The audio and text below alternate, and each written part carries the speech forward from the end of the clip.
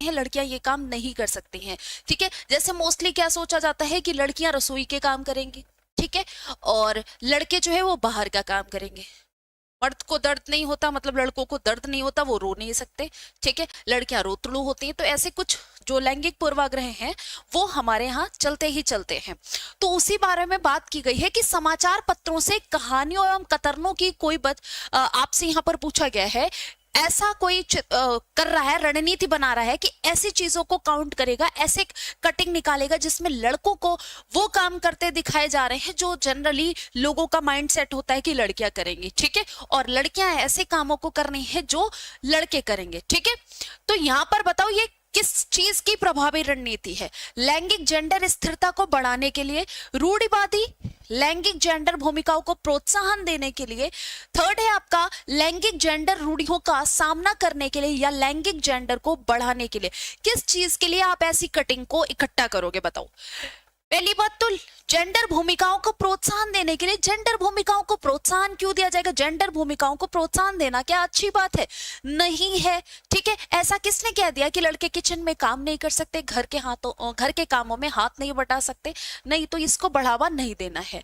रूढ़ियों का सामना करने के लिए, लैंगिक जेंडर को बढ़ाने के लिए बताओ, लैंगिक जेंडर को क्यों बढ़ाया जाएगा बताओ? लैंगिक जेंडर को बढ़ाया जाएगा? अरे नहीं बढ़ाया जाएगा। तो बताओ यहां पर क्या हो रहा है?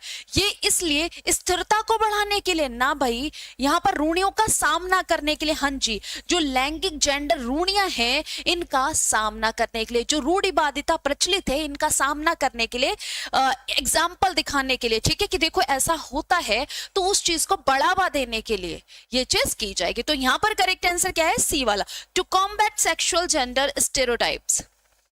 नेक्स्ट देखो, सामाजिक भूमिकाओं के कारण ना कि जीव वैज्ञानिक संपत्ति के कारण सौंपी गई विशिष्टताएं कहलाते हैं। यहां पर पूछा गया है जेंडर भूमिका दबाव, जेंडर भूमिका रूढ़िबद्धता, जेंडर भूमिका नैदानिकी, जेंडर भूमिका अभिवृत्ति।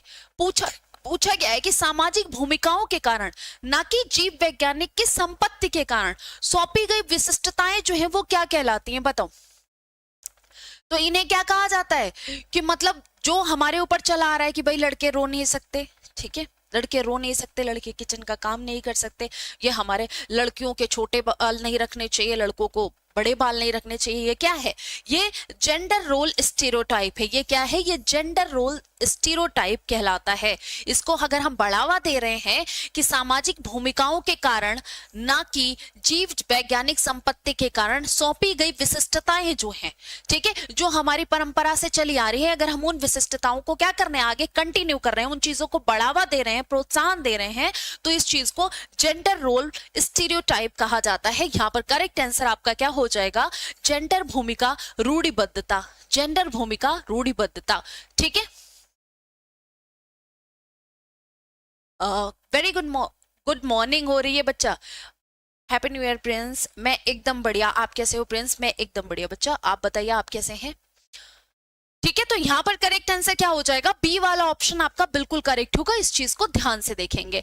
नेक्स्ट की हम बात करें, एक अच्छी पाठ्य पुस्तक से बचाती है, एक अच्छी बुक जो है वो हमें किससे बचाती है बताइए? एक अच्छी बुक जो है वो हमें किससे बचाती है? यहां पर अगर ये बात पूछी जाए आपसे तो आप क्या बताएंगे बताइए? वेरी हैप्पी न्यू ईयर बच्चा। लैंगिक समानता के बारे में, सामाजिक उत्तरदायित्व के, लैंगिक पूर्वाग्रह या लैंगिक संवेदनशीलता से एक अच्छी नोटबुक जो है, एक अच्छी पाठ्य पुस्तक जो है वो हमें किन चीजों से बचाती है? यहां पर यह पूछा गया है।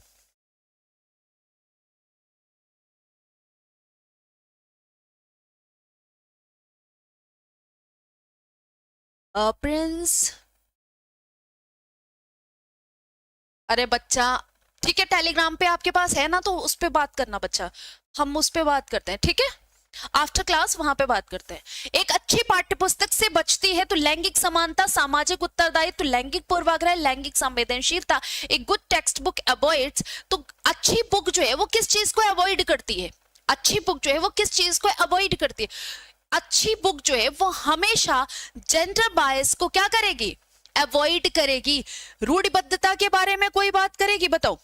रूढ़िबद्धता के बारे में कोई बात करेगी? नहीं करेगी। ठीक है, लैंगिक पूर्वाग्रह करने से बचती है एक अच्छी नोटबुक, ठीक है, एक अच्छी बुक। करेक्ट है, तो यहां पर करेक्ट आंसर क्या है? सी वाला ऑप्शन। खिलौने, पहनावे की वस्तुएं, घरेलू सामग्रियां, व्यवसायों एवं रंगों को विशिष्ट लिंग के साथ संबंधित करना क्या प्रदर्शित करता है? खिलौने, पहनावों के वस्तुएं, जो पहनावे की वस्तुएं हैं, घरेलू सामग्रियां, व्यवसायों एवं रंगों को विशिष्ट लिंग के साथ संबंधित करना। जैसे कि गुलाबी कलर लड़कियों को पसंद होता है, ब्लू कलर लड़कों का है, तो ये क्या है? ये लैंगिक पूर्वाग्रह है। जो हम लोग बड़ी खुशी से ब्लू और पिंक करते रहते हैं, ये क्या है? ये जेंडर स्टीरियोटाइप है। दूसरा बात की जाए खिलौने कि लड़कियां जो है वो मतलब डॉल से खेलेंगी, गुड़िया से खेलेंगी, लड़के जो है वो किससे? कार वगैरह से खेलेंगे। तो ये क्या है? लैंगिक पूर्वाग्रह है। पहनावे की वस्तुएं, ठीक है, लड़कियों के लिए फ्रॉक आएगी, ठीक है, स्कर्ट आएगी, लड़कों के लिए दूसरे कपड़े आए हैं। घरेलू सामग्रियां बहुत सारी ऐसी होती हैं, तो ये सब क्या है? ये इनका लिंग के साथ संबंधित करना क्या कहलाएगा? जेंडर सिद्धांत कहलाता है, विकसित जेंडर पहचान कहलाता है, जेंडर प्रासंगिकता कहलाता है, या जेंडर रूढ़िवादिता कहलाता है। तो इसको जेंडर स्टीरियोटाइप कहते हैं। इसको क्या कहते हैं? जेंडर स्टीरियोटाइपिंग कहते हैं। यहाँ पर करेक्ट आंसर जो होगा वो डी वाला ऑप्शन होगा। कौन सा ऑप्शन आपका करेक्ट है? यहाँ पर डी वाला ऑप्शन आपका बिल्कुल करेक्ट है, ध्यान देंगे। नेक्स्ट की हम बात करें, बच्चे को छोड़कर अन्य सभी के द्वारा लिंग भूमिकाएं ग्रहण करते हैं। Children assume gender roles through all of these except socialisation, tuition, culture, media. बच्चे जो है वो किस चीज को छोड़कर बाकी हर जगह से जो लिंग भूमिकाएं हैं उनको ग्रहण करते हैं? जल्दी से बताएंगे सभी। सामाजिकरण से, संस्कृति से, मीडिया से, या ट्यूशन से? कौन सा ऑप्शन आपका बिल्कुल करेक्ट है? यहां पर सभी को करेक्ट आंसर बताना है कि कौन सा ऑप्शन आपका ऐसा है जो बिल्कुल सही है। जल्दी से बताएं, कौन सा ऑप्शन आपका बिल्कुल करेक्ट है?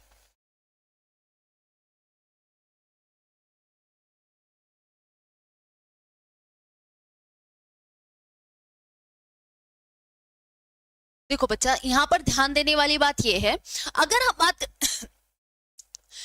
बच्चे को छोड़कर अन्य सभी के द्वारा ले, तो बच्चे समाजीकरण में लिंग भूमिकाएं सीखते। बिल्कुल, समाज ही तो हमें सिखाता है कि नहीं भाई ये लड़का है, ये ऐसा नहीं कर सकता, लड़की ऐसे नहीं कर सकती।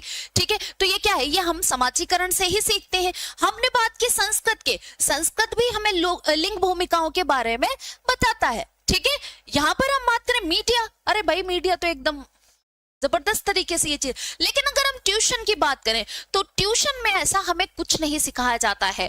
ट्यूशन में हमें ऐसा कुछ नहीं सिखाया जाता, तो बच्चे ट्यूशन को छोड़कर अन्य सभी के द्वारा लिंग भूमिकाएं ग्रहण करते हैं। यहाँ पर करेक्ट आंसर आपका क्या हो जाएगा? तो जो करेक्ट आंसर होगा बच्चे याद रखिएगा, सी वाला ऑप्शन यहाँ पर करेक्ट होगा। ठीक है, नेक्स्ट की हम बात करें, जब एक शिक्षक यह समझता है कि स्वाभाविक रूप से लड़के गणित में लड़कियों से अच्छे हैं। जैसे अगर किसी टीचर की मेंटालिटी ऐसी है कि उसको लगता है कि लड़के जो है वो स्वाभाविक रूप से ही मैथ्स में अच्छे होते हैं इन कंपैरिजन टू गर्ल्स, तो ये बताओ क्या प्रदर्शित करता है? यह दर्शाता है कि अध्यापक है। इसका मतलब अध्यापक कैसा है? यह अध्यापक की कैसी मेंटालिटी को दर्शाता है? नीतिपरक, जेंडर पक्षपाती, जिसे हम कहते हैं लिंग पक्षपाती, शिक्षाप्रद, सही दृष्टिकोण वाला।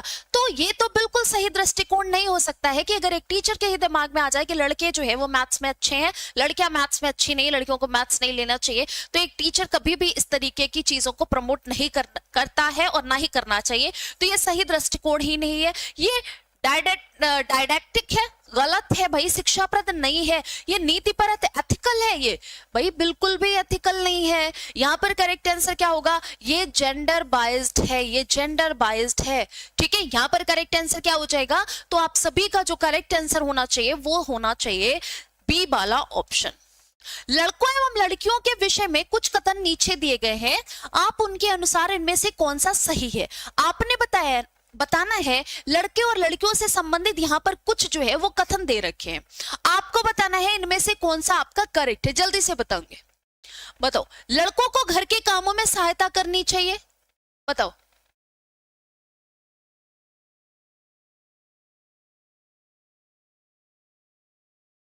जल्दी से बताओगे।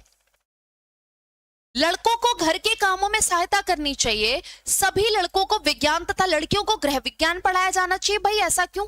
ये तो ये क्या है, जेंडर बायस्ड है। ऐसा किसने कह दिया कि लड़कियां जो है वो गृह विज्ञान ही पढ़े और लड़के विज्ञान ही पढ़े, गणित ही पढ़े? ऐसा नहीं है ना।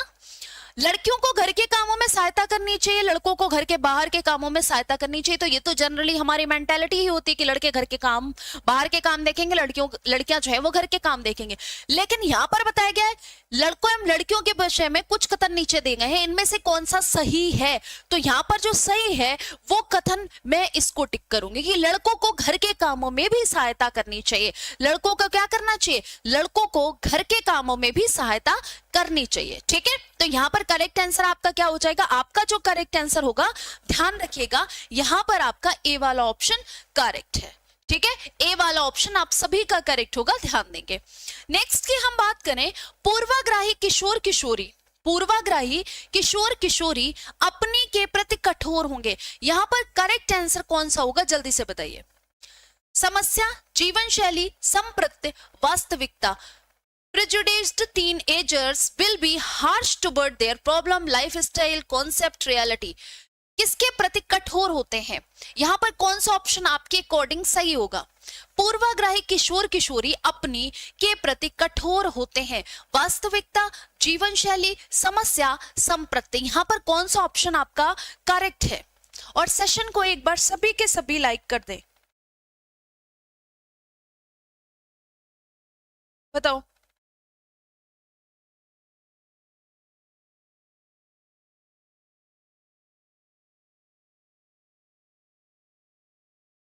सभी के सभी यहाँ पर सेशन को लाइक और शेयर भी कर दें भाई, सभी के सभी सेशन को लाइक और शेयर भी कर दें। देखो यहाँ पर अगर हम बताएं, जो पूर्वाग्राही किशोर किशोरी हैं किसके प्रति, तो अपनी समस्या के प्रति क्या होते हैं? अपनी समस्या के प्रति ये कठोर होते हैं, अपनी जो प्रॉब्लम्स होती हैं उनको लेकर ये क्या होते हैं?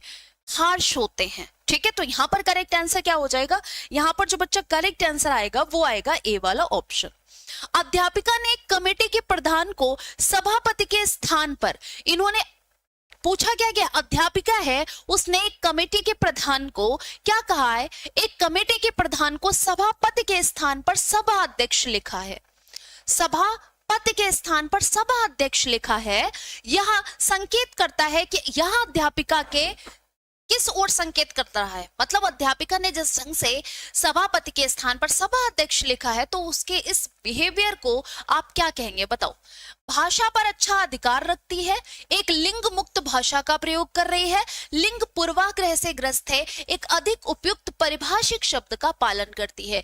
यहाँ पर आप नोटिस करेंगे बच्चा कि भाषा पर अच्छा अधिकार रखती है, तो इस चीज से ये तो नहीं प्रदर्शित होता है कि उसका भाषा पर अच्छा अधिकार है, ना ना।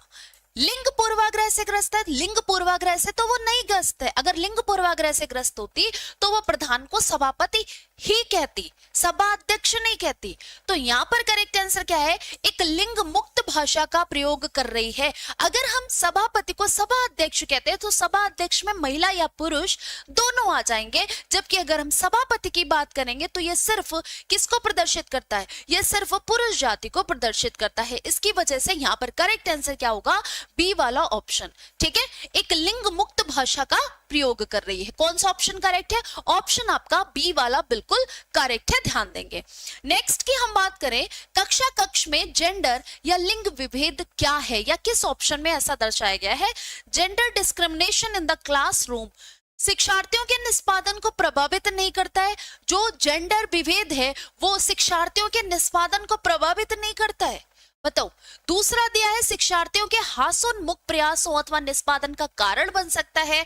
पुरुष शिक्षार्थियों के वृद्धि उन्मुख प्रयासों अथवा निष्पादन का कारण बन सकता है। महिला शिक्षकों की अपेक्षा पुरुष शिक्षकों के द्वारा अधिक किया जाता है। जेंडर विभेद के बारे में पूछा गया है कि जेंडर विभेद अगर सही शब्दों में पूछो, सही मायने में कहो तो जेंडर विभेद है क्या? जल्दी से बताएंगे, जेंडर विभेद है क्या? अगर हम पूछें तो आप क्या बताएंगे? देखो याद रखिएगा बच्चा, जब हम जेंडर विभेद करते हैं उससे क्या होता है? उससे may lead to diminished effort of performance of student. इससे कई बार ऐसा हो जाता है कि शिक्षार्थियों के हास्योन्मुख प्रयासों अथवा निष्पादन का कारण बन सकती है। क्यों? कई बार जैसे किसी लड़के ने कोई, जैसे अगर उसने गृह विज्ञान ले लिया, अगर आप उसको अप्रिशिएट न करके डेली क्लास में आके उसको क्या कर रहे हो, 4 बार बोल रहे हो कि लड़के होके ये ले लिया, लड़के होके ये ले लिया, तो वो क्या होगा, डिमोरलाइज्ड हो जाएगा भाई, डिमोटिवेट हो जाएगा। ठीक है, तो ये क्या होगा, उसकी परफॉर्मेंस पे भी उसका इफेक्ट दिखेगा। अगर लड़की ने मैथ्स ली है और वो बढ़िया कर रही है, ठीक है, फिर भी आप उसको कभी अप्रिशिएट नहीं कर रहे हो, ठीक है, उसको बिल्कुल अप्रिशिएशन नहीं मिला, तो धीरे धीरे उसकी परफॉर्मेंस जो है वो क्लास में बिगड़ती जाती है। ठीक है, तो इससे क्या होता है, इससे उसकी ग्रोथ नहीं होती है, इससे उसकी ग्रोथ नहीं होती है, उसकी परफॉर्मेंस जो है वो दिन पर दिन गंदी होती जाती है। क्योंकि क्या करना है, आप उसके एफर्ट्स को क्या करना है, आप उसके एफर्ट्स को अप्रिशिएट नहीं कर रहे हैं, जिसकी वजह से उसके एफर्ट्स क्या हो जाएंगे, वो सोचेगा कि एफर्ट करने की जरूरत ही नहीं है। Very good evening, very good evening ओपराज। नेक्स्ट देखिए, निम्नलिखित में से कौन बालक में नैतिक मूल्यों के विकास में महत्वपूर्ण भूमिका निभाता है। इनमें से बताना है कि कौन सा ऑप्शन ऐसा है जो बच्चे के नैतिक विकास में बहुत ही इंपॉर्टेंट रोल प्ले करता है। फटाफट से बताओ। प्रार्थना सभा, बुद्धि, सही सामाजिकरण, सभी विकल्प सही हैं। बताओ, which of the following plays an important role in the development of moral values in a child। बच्चे में नैतिक विकास के लिए कौन सी आपको पूछा जाए कौन से विकल्प जो है वो आपके सही हैं, जल्दी से बताएंगे सभी कि कौन सा ऑप्शन जो है वो आपका करेक्ट है। यहाँ पर prayer meeting, intelligence, proper socialisation, all of the options, मतलब ऑल ऑफ द अबव या all the options are correct. B option दिया है, बिल्कुल भाई। बेटा सारे ऑप्शन ढंग से पढ़ लो पहले एक बार। यहाँ पर एक बात बताओ, अगर हम प्रार्थना सभा की बात करें तो प्रार्थना सभा में भी हमें नैतिक मूल्यों के बारे में बात की जाती है, नैतिक मूल्यों के बारे में बताया जाता है। मैम जी आप कहाँ से क्लास ले रही हो? बच्चा हमारी क्लास जो है ये हमारा खुद का स्टूडियो है बेटा, हमारा खुद का स्टूडियो। क्यों बेटा? निम्नलिखित में से कौन से बालक के नैतिक, तो यहाँ पर आप कहोगे देखो प्रार्थना सभा, हाँ जी यहाँ पर भी तो नैतिक मूल्यों के बारे में बताया जाता है ना, नैतिक मूल्यों के बारे में यहाँ पर भी तो बताया जाता है प्रार्थना सभा में भी। दूसरी हम बात करें सही सामाजिकरण, हाँ जी बिल्कुल बताया जाता है यहाँ पर भी। बात करें बुद्धि की, बहुत ही जरूरी है, बुद्धि अगर कम ज्यादा होगी तो ये तो नैतिक मूल्यों को भी तो प्रभावित कर देती है, नैतिक विकास को भी हमारा क्या करती है, प्रभावित करती है। तो यहाँ पर अगर हम बात करें तो डी वाला ऑप्शन करेक्ट है, क्योंकि सभी विकल्प ऐसे हैं जो हमारे नैतिक विकास को प्रभावित करते हैं। ठीक है,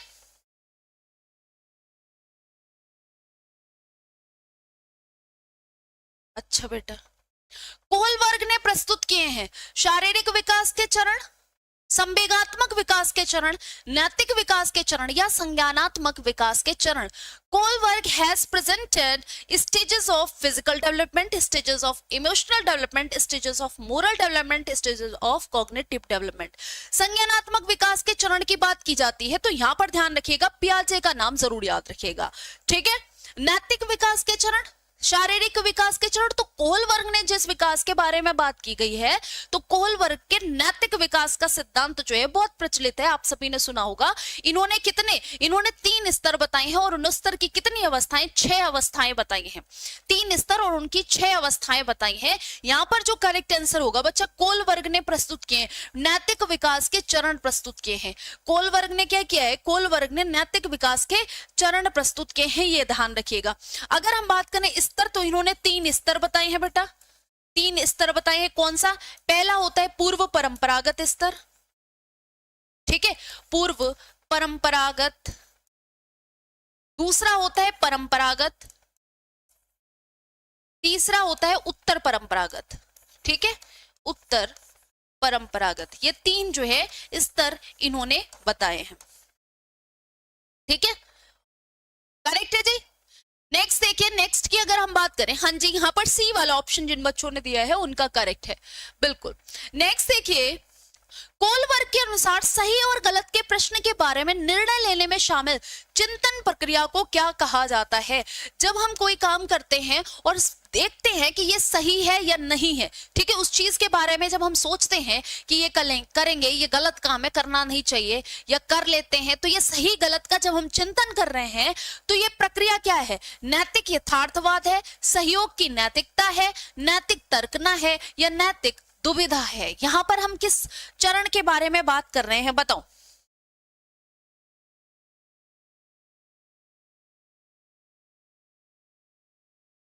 जल्दी से बताइए।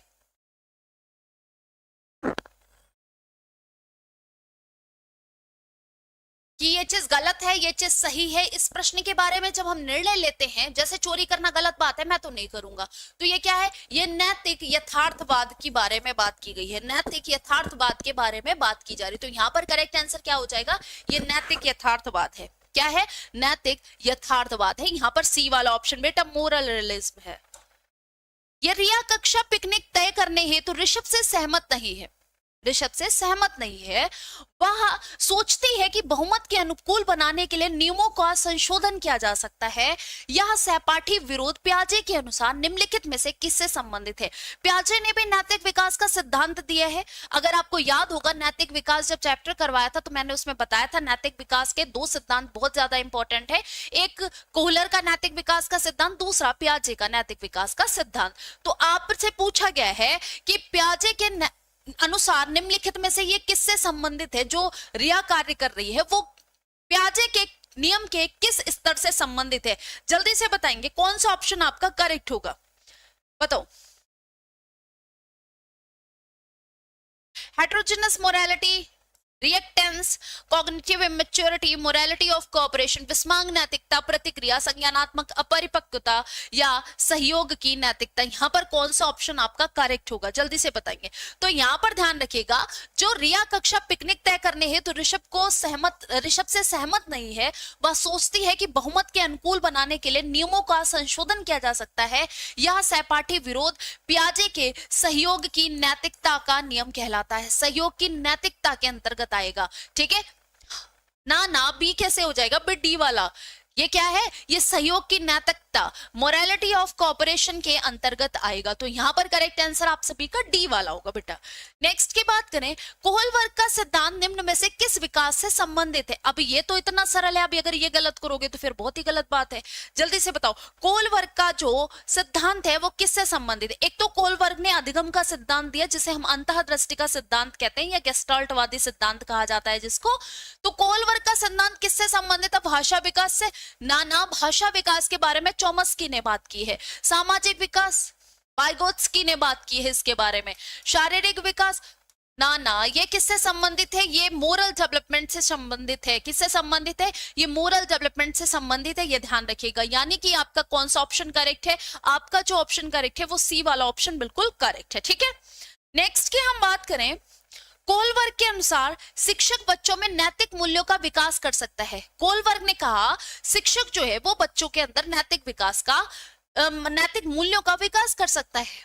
कैसे? धार्मिक शिक्षा को महत्व देकर, व्यवहार के स्पष्ट नियम बनाकर, नैतिक मुद्दों पर आधारित चर्चाओं में उन्हें शामिल करके, कैसे व्यवहार किया जाना चाहिए इस पर कठोर निर्देश देकर। पहली बात तो हम बच्चों को कोई भी चीज कठोरता से नहीं सिखा सकते, ना कठोरता से बता सकते। तो ये ऑप्शन जो है आप इसको टिक नहीं करोगे, इसको तो गलत कर दो। व्यवहार के स्पष्ट नियम बनाकर, तो व्यवहार के स्पष्ट नियम की बात नहीं है। धार्मिक शिक्षा को महत्व देकर, हम धार्मिक शिक्षा को महत्व क्यों देंगे? ऐसे तो बच्चों में और ज्यादा नैतिक विकास की जगह क्या हो जाएगा, वो और ज्यादा उनके अंदर विकास नहीं हो पाएगा नैतिकता का। ठीक है, वो और गुमराह होंगे। तो यहाँ पर करेक्ट आंसर क्या है? नैतिक मुद्दों पर आधारित चर्चाओं में उन्हें शामिल करके। ठीक है, जो नैतिक मुद्दा होते हैं उन पर जो चर्चाएं होती हैं उनमें अगर उन्हें शामिल किया जाए तो उन्हें उसके मेरिट डिमेरिट सुनने को मिलेंगे, समझ में आएंगी चीजें कि क्या है क्या नहीं है। ठीक है, जो दंगे फसाद होते हैं, जातिवाद इतना ज्यादा बढ़ा हुआ है, तो उसका मेन रीजन यही है कि कई बार ऐसा होता है हम उस चीज के बारे में अवेयर ही नहीं है, अवेयरनेस ही नहीं है, इस वजह से ये सारे फसाद होते हैं। कोहलवर्ग निम्न में से किससे संबंधित है? अगर हम बात करें कोहलवर्ग की, तो कोहलवर्ग किससे संबंधित है? दो प्रश्न वैसे ही आ चुके हैं, तो अब इस प्रश्न में आपको कोई दिक्कत नहीं होगी। हाँ जी बिल्कुल अलवर जी बिल्कुल। जल्दी से बताओ यहाँ पर कौन सा ऑप्शन आपका करेक्ट है? सृजनात्मक व्यवहार से, क्रिएटिविटी के बारे में कोहलवर्ग ने बताया है? ना, गलत है। बुद्धि के सिद्धांत के बारे में, एक कारक, द्विकारक, बहुकारक। ठीक है, तो ये बताया गया है। ग्रुप तत्व सिद्धांत, ना। नैतिक विकास प्रक्षेपी तकनीक से, ना, कौन सा ऑप्शन करेक्ट है? मोरल डेवलपमेंट, नैतिक विकास से संबंधित है कोलवर्ग। कोलवर्ग ने किसके नैतिक विकास के बारे में बताया है, तो यहाँ पर कौन सा ऑप्शन आपका करेक्ट है? आपका जो ऑप्शन करेक्ट है वो सी वाला ऑप्शन होगा, ध्यान देंगे। नेक्स्ट की बात करें, ये आप एसजीआई ऐप डाउनलोड कर सकते हैं और अभी रेलवे का बैच आया हुआ है, ठीक है, रेलवे का बैच आया हुआ है, तो आप उसको बहुत अच्छे से क्या कर सकते हैं, परचेज कर सकते हैं और अपनी तैयारी को और भी बेहतर बना सकते हैं, ठीक है, अपनी तैयारी को और भी बेहतर बना सकते हैं। नेक्स्ट की हम बात करें, यहां पर बताओ, बुद्धि पर वंशानुक्रम का प्रभाव होता है, ये किसने कहा? बुद्धि पर वंशानुक्रम का प्रभाव पड़ता है, हमारी जो बुद्धि है उस पर हमारे वातावरण का प्रभाव तो पड़ता ही पड़ता है, पर वंशानुक्रम का प्रभाव पड़ता है, और ये कहा किसने?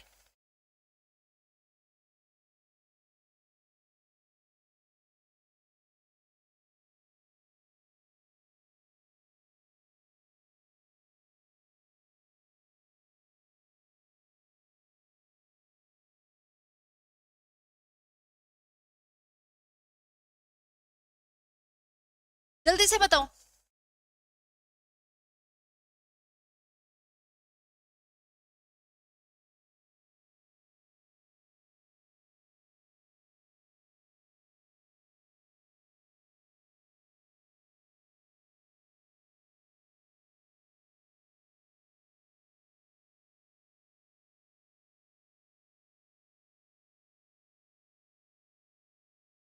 बुद्धि पर वंशानुक्रम का प्रभाव पड़ता है, ये किसने कहा है? जल्दी से बताओगे।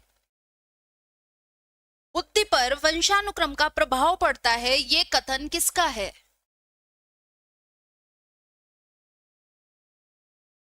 फटाफट से बताओ। ये करवाया है मैंने क्वेश्चन आप सभी को, ये क्वेश्चन मैंने आप सभी को करवाया। देखो, बुद्धि पर अगर हम बात करते हैं बुद्धि की, ठीक है, बुद्धि जो है वो वातावरण और वंशानुक्रम दोनों का प्रभाव पड़ता है, वंशानुक्रम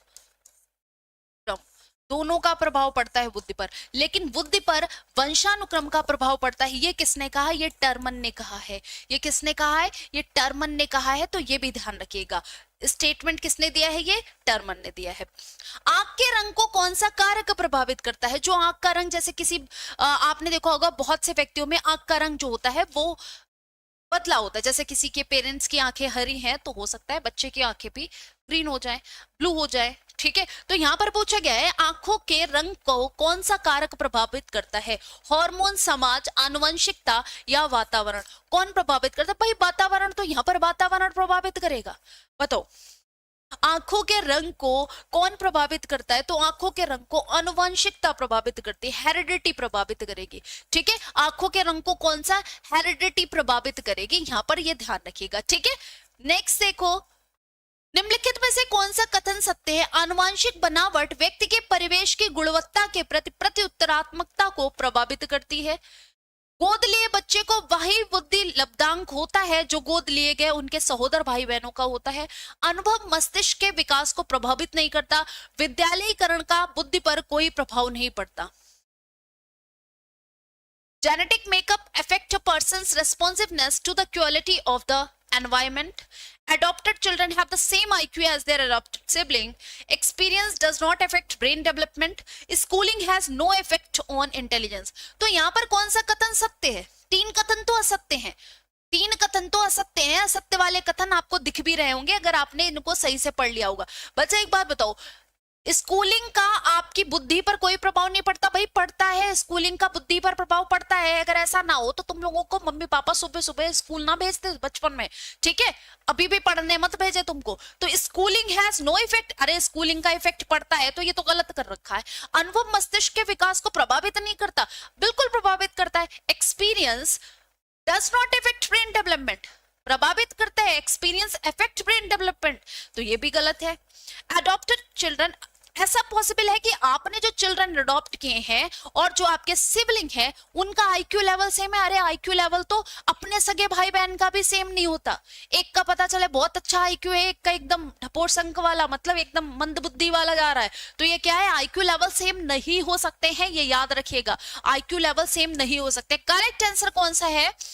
genetic makeup effect persons responsiveness to the quality of the environment, ये बिल्कुल सही है, ए वाला ऑप्शन आपका बिल्कुल करेक्ट है कि आनुवंशिकता बनावट व्यक्ति की परिवेश की गुणवत्ता के प्रति प्रतिरोधात्मकता को क्या करता है, प्रभावित करता है, ये ध्यान रखिएगा, ठीक है।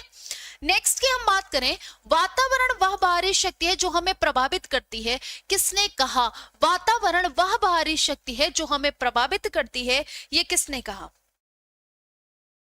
वातावरण वह बाहरी शक्ति है जो हमें प्रभावित करती है, किसने कहा, एनवायरमेंट इज द एक्सटर्नल, जल्दी से बताएंगे कौन सा ऑप्शन आपका करेक्ट है। और ये मैंने करवाया भी है, वातावरण वह बाहरी शक्ति है जो हमें प्रभावित करती है, ये रॉस का स्टेटमेंट था, ये मैंने क्वेश्चन आपको करवाया था जब मैंने ये टॉपिक करवाया था वातावरण और बुद्धि वाला। तो यहां पर ध्यान रखिएगा, environment is external force which influences us, who said this, तो रॉस ने ये बोला है, यहां पर आप कहेंगे डी वाला बी वाला ऑप्शन आपका करेक्ट है, ठीक है। नेक्स्ट की हम बात करें, पर्यावरण के अंतर्गत आते हैं, अच्छा पर्यावरण जो होता है, पर्यावरण के अंतर्गत क्या होता है, एनवायरमेंट के अंतर्गत क्या क्या आता है, plant animal relationships, culture, house roots, places of worship, all of the above. तो बच्चा एक बात बताओ, पर्यावरण के अंदर, एनवायरमेंट के अंदर तो ये सभी आ रहे हैं, एनवायरमेंट के अंदर तो ये सभी आ रहे हैं, तो यहाँ पर करेक्ट आंसर क्या होना चाहिए, बताओ। पेड़ पौधे, जीव जंतु, रिश्ते नाते, संस्कृति, ये सभी के सभी किसके अंतर्गत आएंगे, सभी के सभी पर्यावरण के अंतर्गत आएंगे, किसके अंतर्गत आएंगे, पर्यावरण के अंतर्गत आएंगे, तो all of the above correct. प्राकृतिक पर्यावरण में सम्मिलित होता है, जो नेचुरल एनवायरनमेंट है वो क्या इंक्लूड करता है, natural environment includes heredity, biotic and abiotic, family, animals. तो प्राकृतिक पर्यावरण की अगर हम बात करें तो प्राकृतिक पर्यावरण क्या करेगा, पशु, परिवार, वंशानुक्रम, जैव अजैव। तो प्राकृतिक पर्यावरण में आपके जैव अजैव आ जाते हैं, मतलब बायोटिक एंड एबायोटिक फैक्टर किसमें आते हैं, नेचुरल एनवायरनमेंट में आते हैं, किसके अंतर्गत आते हैं, नेचुरल एनवायरनमेंट के अंतर्गत आते हैं, यानी कि आपका करेक्ट आंसर क्या है, बी वाला ऑप्शन करेक्ट है। नेक्स्ट देखिए, वे कौन से बाह्य कारक हैं जो एक बच्चे को कक्षा में रुचि लेने से रोकते हैं, बताओ। ऐसे बाह्य कारक कौन से हैं जो बच्चे को कक्षा में रुचि लेने से रोकते हैं, मतलब बच्चे को इंटरेस्ट नहीं लेने देते क्लास में, वो कौन से ऐसे कारक हैं, जल्दी से बताएंगे सभी, कौन सा ऑप्शन आपका करेक्ट है, फटाफट से बताएंगे। अगर हम ध्यान से देखें बच्चा, यहां पर बताओ, भावना और मनोभावना, संस्कृति और प्रशिक्षण, बच्चे का दृष्टिकोण, लक्ष्य और प्रयोजन। What are the external factors that prevent a child from taking interest in the class? Emotions and sentiments, culture and training, child's attitude, aims and objective. तो यहाँ पर ऐसे कारक कौन से हैं, पहली बात तो लक्ष्य और प्रयोजन, तो लक्ष्य और प्रयोजन बच्चे को कक्षा में रुचि लेने के लिए बाध्य नहीं करते हैं, ठीक है, और ना ही उन्हें क्या रोकते हैं। बच्चे का दृष्टिकोण, चाइल्ड्स एटीट्यूड, या इमोशंस एंड सेंटिमेंट, संस्कृति और परीक्षण, तो आपका कल्चर कैसा है, आपका ट्रेनिंग कैसा है, ये बच्चे को क्या करते हैं, बच्चे को परीक्षण मतलब कक्षा में इंटरेस्ट लेने से कई बार रोकते हैं। पता चले आप जिस मेथड से पढ़ा रहे हो वो बच्चे को समझ में नहीं आ रहा, बच्चे को समझ में नहीं आएगा तो बच्चा उस क्लास में इंटरेस्ट नहीं लेगा, ठीक है, बच्चा उस क्लास में इंटरेस्ट नहीं लेगा। आपका जो कल्चर है बच्चे को समझ नहीं आ रहा, ठीक है, आप डिफरेंट कल्चर से हैं, बच्चा डिफरेंट कल्चर से है, तो भी बच्चा क्लास में इंटरेस्ट नहीं लेगा, ठीक है। तो यहाँ पर बी वाला ऑप्शन आपका करेक्ट होगा। बालक का मानसिक स्वास्थ्य निर्भर करता है, अगर हम बालक के मानसिक स्वास्थ्य के बारे में बात करें तो बालक का मानसिक स्वास्थ्य जो है वो किस पर निर्भर करता है, mental health of a child depends on school, family, community, all of those. बालक का मानसिक स्वास्थ्य किस पर निर्भर करता है, यहाँ पर ये बताना है, बताओ, विद्यालय पर, परिवार पर, समुदाय पर, इन सभी पर।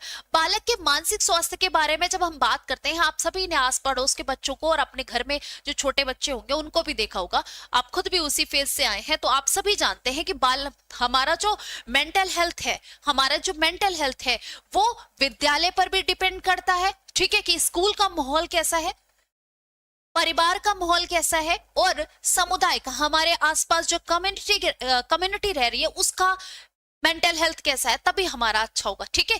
जब हमारे सराउंडिंग सब कुछ बढ़िया होगा तब हमारा मेंटल हेल्थ जो है वो अपने आप अच्छा होता है। पता चले ऐसे सब रोने धोने वाले इंसान हमारे चारों ओर घूम रहे हो तो हमें रोना धोना ही बस अच्छा लगता है, हमें भी मानसिक सुकून जो है वो हमारा छिन सा जाता है। तो यहाँ पर करेक्ट आंसर क्या है? All of the above. ठीक है, all of these are correct. मानसिक विकास को प्रभावित करने वाले कारक कौन है? जो मेंटल हेल्थ है उसे कौन इफेक्ट करता है? बताओ। वंशानुक्रम, परिवार का वातावरण, परिवार की सामाजिक स्थिति। The factor affecting mental development are, ऐसे कौन से फैक्टर हैं जो आपके मेंटल हेल्थ को इफेक्ट करते हैं? Heredity, family environment, social status of the family, next one is all of the above. बच्चे याद रखिएगा, अगर हम बात करते हैं मानसिक विकास की तो आप अपने आप से नोटिस कीजिएगा हमारे मानसिक विकास को जो है वो ये सारे फैक्टर प्रभावित करते हैं। आप एक बात बताइए, वंशानुक्रम, पता चले वंशानुक्रम की बात कही गई है हेरिडिटी से। अगर आपके पेरेंट्स जो हैं वो उनकी मेंटल हेल्थ अच्छी नहीं है, उनकी मेंटल हेल्थ अच्छी नहीं है तो कई बार ऐसा होता है उसका इम्पैक्ट हमारे ऊपर भी पड़ता है, हमारे बच्चे की भी मेंटल हेल्थ अच्छी नहीं होती। दूसरा, फैमिली एनवायरनमेंट, भाई घर का माहौल कैसा है, घर का माहौल कैसा है, पता चले मम्मी उसको सुना रही, पापा उसको सुना रहे, ठीक है, और घर में कलह चल रही, हर टाइम झगड़ा वगड़ा होते रहते हैं, तो बच्चे के उसका क्या पड़ता है? नेगेटिव इंपैक्ट पड़ता है इस चीज का, बच्चे की मेंटल हेल्थ जो है बिगड़ती है इससे। Social status of the family, family का सोशल स्टेटस क्या है, मतलब सामाजिक स्तर क्या है बच्चे का, परिवार का, ठीक है, परिवार की सामाजिक स्थिति क्या है। पता चले समाज में बच्चे की फैमिली में मतलब किसी ने कोई भी ऐसा काम कर रखा हो, कोई गुंडा वुंडा निकल गया हो या किसी ने कोई गलत कारनामा कर दिया हो, तो समाज उस चीज को बार बार बच्चे के सामने भी बोलता है ना कि इसके घर में ये हो गया, उसके घर में ये हो गया, इसके घर में ये किया गया। बार बार जब बच्चे के सामने बोलेगा तो बच्चे की मेंटल हेल्थ अपने आप बिगड़ जाती है। तो इसी वजह से बोला गया है कि सोशल स्टेटस फैमिली का क्या है ये भी बच्चे की हेल्थ पर बहुत फर्क डालता है। यहाँ पर करेक्ट आंसर कौन सा हो जाएगा भाई? ऑल ऑफ द अबव, सभी ऐसे फैक्टर हैं। लवलेश मौर्य जी नमस्ते बच्चा, क्या है? हाँ जी, all of the above are correct.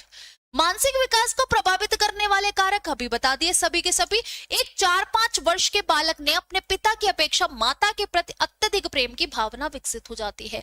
4-5 साल का बच्चा है और क्या हो रहा है कि भाई अत्यधिक प्रेम की भावना माता के प्रति विकसित हो रही है। बालक के व्यवहार में होने वाले इस परिवर्तन को फ्रॉयड द्वारा क्या नाम दिया गया है? फ्रॉयड ने यह बताया है कि लड़कियां जो है वो किसके, लड़कियां अपने पिता की ओर ज्यादा झुकती हैं, लड़के जो है वो अपने माता की ओर ज्यादा झुकते हैं, अत्यधिक प्रेम होता है। तो ये बताओ है क्या?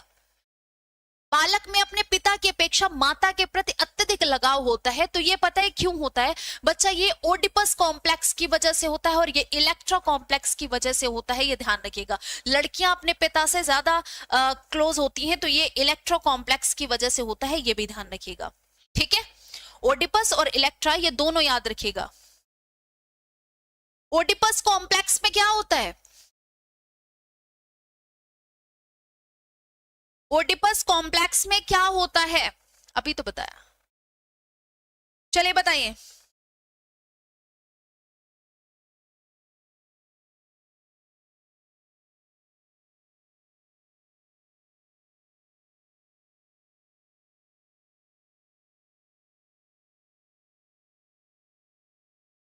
ठीक है, ये ध्यान रखिएगा। इसमें क्या है, पुत्री पिता से ज्यादा क्लोज होगी, ठीक है, और ये पुत्र माता से ज्यादा क्लोज होगा।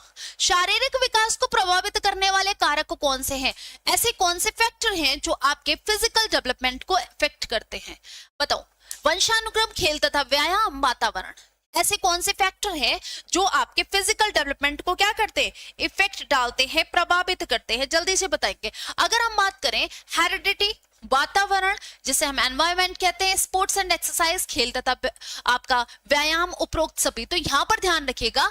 यहां पर अगर हम बात करें तो डी वाला ऑप्शन आपका बिल्कुल करेक्ट होगा, क्योंकि फिजिकल डेवलपमेंट को बच्चा हेरिडिटी भी प्रभावित करती है, हेरिडिटी भी प्रभावित करती है, एनवायरनमेंट भी प्रभावित करता है, प्ले एंड एक्सरसाइज मतलब स्पोर्ट्स एंड एक्सरसाइज भी क्या करते हैं? प्रभावित करते हैं। तो यहां पर करेक्ट आंसर कौन सा हो जाएगा? डी वाला ऑप्शन आप सभी का सही आएगा।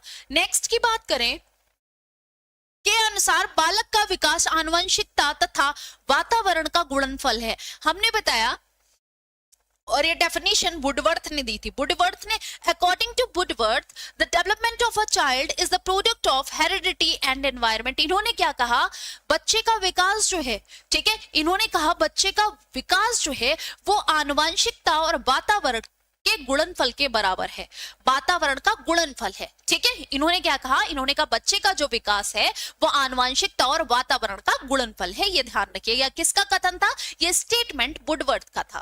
करेक्ट है जी। नेक्स्ट देखिए, नेक्स्ट देखो भाई, यहां पर अगर हम बात करें, यहां पे देख लो, एक 6 वर्ष की लड़की खेलकूद में असाधारण योग्यता का प्रदर्शन करती है, ठीक है भाई। उसके माता पिता दोनों ही खिलाड़ी हैं, उसके माता पिता क्या हैं, उसके माता पिता दोनों खिलाड़ी हैं। उसे नित्य प्रशिक्षण प्राप्त करने भेजते हैं और सप्ताहांत में उसे प्रशिक्षण देते हैं। बहुत संभव है कि उसकी क्षमताएं निम्नलिखित दोनों के बीच परस्पर प्रतिक्रिया का परिणाम होंगी। मतलब ये जो प्रतिक्रिया हो रही है, ठीक है, वो किसका परिणाम है, आनुवंशिकता और पर्यावरण, स्वास्थ्य और प्रशिक्षण, वृद्धि और विकास, अनुशासन और पौष्टिकता। कौन सा ऑप्शन आपका करेक्ट है कि वो खेल कूद में उसकी असाधारण योग्यता जो है वो किस चीज का परिणाम है, बताओ।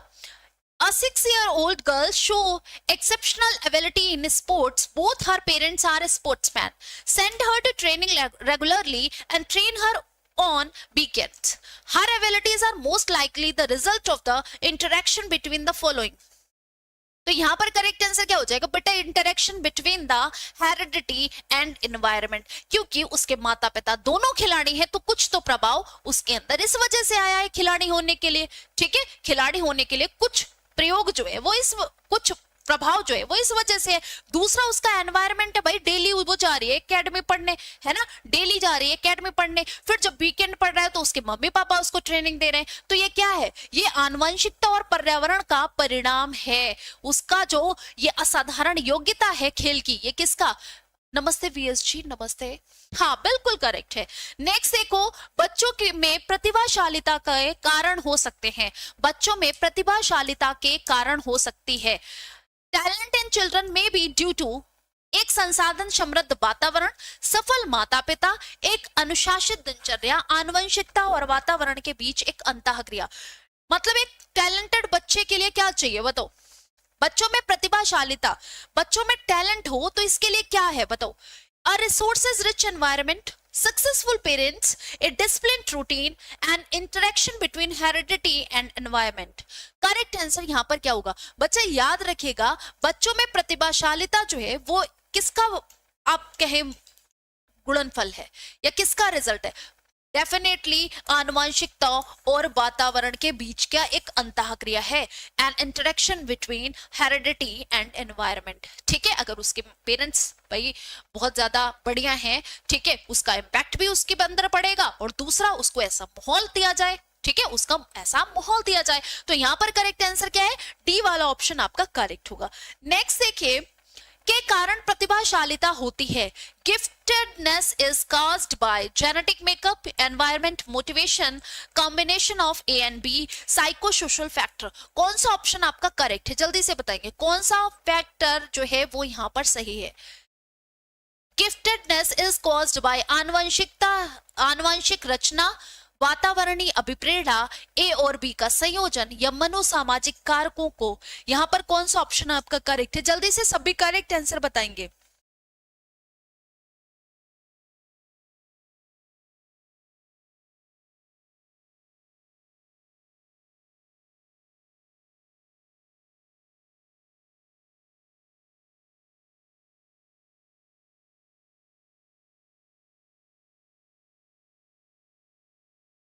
बताइए।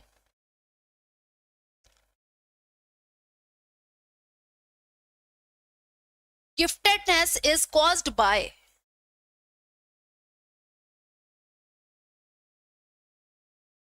बच्चा जाहिर सी बात है ये आनुवंशिक रचना और वातावरणीय अभिप्रेरणा दोनों पर डिपेंड करेगा। तो ए और बी का आप संचयन, जेनेटिक मेकअप और एनवायरमेंटल मोटिवेशन, तो यहाँ पर आपका ए और बी दोनों लग जाएगा, ठीक है। प्रभाविता होती है, ये क्या है, दोनों आपका करेक्ट होगा, ठीक है, ध्यान दीजिएगा। नेक्स्ट देखिए, आनुवंशिकता और पर्यावरण की भूमिका के बारे में निम्नलिखित में से कौन सा कथन जो है वो आपका सत्य है? सीखने और प्रदर्शन करने की एक बच्चे की क्षमता जीनों द्वारा पूरी तरह से निर्धारित की जा सकती है। अच्छा जी। अच्छी देखभाल और पौष्टिक आहार बच्चों के किसी भी जन्मजात विकार को दूर कर सकता है। पर्यावरण केवल बच्चे के भाषा विकास में महत्वपूर्ण भूमिका निभाता है। विकास के कुछ पहलू आनुवंशिकता और कुछ अन्य पर्यावरण से अधिक प्रभावित होते हैं। यहाँ पर बच्चा याद रखेगा, अगर हम बात कर रहे हैं इस क्वेश्चन की तो ये क्वेश्चन बहुत अच्छा है। यहाँ पर देखो, पहली बात तो सीखने और प्रदर्शन करने की एक बच्चे की क्षमता जीनों के द्वारा पूरी तरह से निर्भर, ऐसा कुछ नहीं होता भाई, कहीं ना कहीं हमारे समाज का प्रभाव भी तो पड़ेगा, उसके एनवायरमेंट का प्रभाव भी तो पड़ेगा। पता चले उसके जीन तो बहुत अच्छे, मतलब जीन तो बहुत अच्छे हैं, उनके पेरेंट्स बहुत बढ़िया हो, लेकिन अब उस बच्चे को उठा के ऐसे एनवायरनमेंट में डाल दो जहां पर उसको सारी सुविधाएं ना मिले, तो उस बच्चे के जीन काम आएंगे? रेयर केस में ऐसा निकल जाए, अदरवाइज ये तो बेकार की बात है। अब यहाँ पर अच्छी देखभाल और पौष्टिक आहार बच्चे को किसी भी जन्मजात विकार को दूर कर सकता है? नहीं होता है ऐसा पॉसिबल। अच्छी देखभाल और पौष्टिक आहार बच्चे के सभी विकार को नहीं दूर कर सकता। पता चले उसको ऐसा हेल्थ इश्यू हो गया, या उसका हाथ नहीं है, ठीक है, या उसको पैर में कोई ऐसी दिक्कत है, तो उसको नहीं सुधारा जा सकता है ना, नहीं सुधारा जा सकता। पर्यावरण केवल बच्चे के भाषा विकास में महत्वपूर्ण होती है? ना ना, पर्यावरण बच्चे के भाषा विकास में नहीं, बच्चे के हर विकास में महत्वपूर्ण होती, चाहे वो सामाजिक विकास हो, चाहे वो नैतिक विकास हो, चाहे वो शारीरिक विकास हो, ठीक है। बच्चे के हर विकास में पर्यावरण बहुत ही इंपॉर्टेंट रोल प्ले करता है, ये ध्यान रखिएगा। तो यहाँ पर ये तो बिल्कुल गलत है। विकास के कुछ पहलू, हाँ जी बिल्कुल, अगर हम बात कर रहे हैं डेवलपमेंट की, तो डेवलपमेंट के कुछ पहलू ऐसे हैं जो किससे, जो आनुवंशिकता से प्रभावित होते हैं, और कुछ ऐसे पहलू हैं जो एनवायरनमेंट से ज्यादा प्रभावित होते हैं, ये भी ध्यान रखिएगा। तो यहाँ पर करेक्ट आंसर क्या हो जाएगा? यहाँ पर आपका करेक्ट आंसर जो है वो डी वाला ऑप्शन होगा।